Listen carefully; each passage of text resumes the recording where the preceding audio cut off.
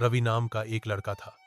वह दिन रात अपने मोबाइल और काम में इतना व्यस्त रहता था कि अपने आस पास क्या हो रहा है उसे परवाह ही नहीं थी।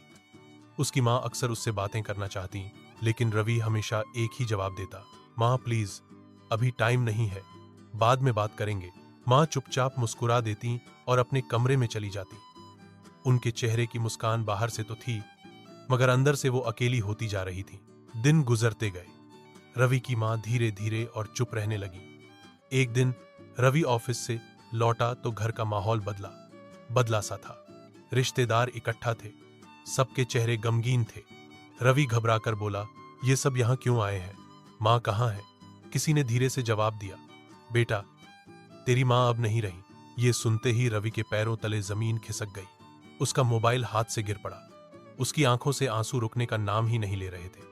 कुछ दिनों बाद जब वह माँ का सामान समेट रहा था तो उसे एक पुरानी डायरी और एक लिफाफा मिला। कांपते हाथों से उसने लिफाफा खोला। उसमें माँ की लिखी आखिरी चिट्ठी थी। चिट्ठी में लिखा था, बेटा, मुझे पता है तू बहुत बिजी है, पर जब भी तुझे अकेलापन महसूस हो इस डायरी को पढ़ लेना। इसमें तेरे बचपन की हर याद है। जब तू पहली बार बोला था, जब तूने पहला कदम रखा था, जब तू बीमार पड़ा था और मैं पूरी रात तेरे सिरहाने बैठी रही। सब कुछ। बेटा, मुझे तेरे साथ बातें करने की बहुत ख्वाहिश थी, लेकिन मैं समझती थी कि तेरा काम ज्यादा जरूरी है। रवि यह पढ़ते पढ़ते फूट फूट कर रो पड़ा। उसने डायरी खोली और उसमें माँ के हाथों से लिखे पन्ने देखे। हर पन्ने पर उसका बचपन था, हंसी, खेल, रोना और माँ का प्यार।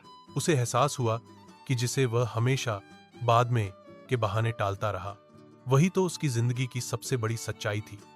रवि रोते हुए बुदबुदाया, माँ, काश मैं आपको थोड़ी देर ही सही, लेकिन वक्त दे पाता। सीख, जिंदगी की दौड़ भाग में हम अक्सर अपनों को बाद में कहकर टाल देते हैं, लेकिन याद रखिए, वक्त किसी के लिए नहीं रुकता। जो आज है वही कल याद बन जाएगा। अपनों को समय दीजिए, क्योंकि बाद में सिर्फ पछतावा रह जाता है।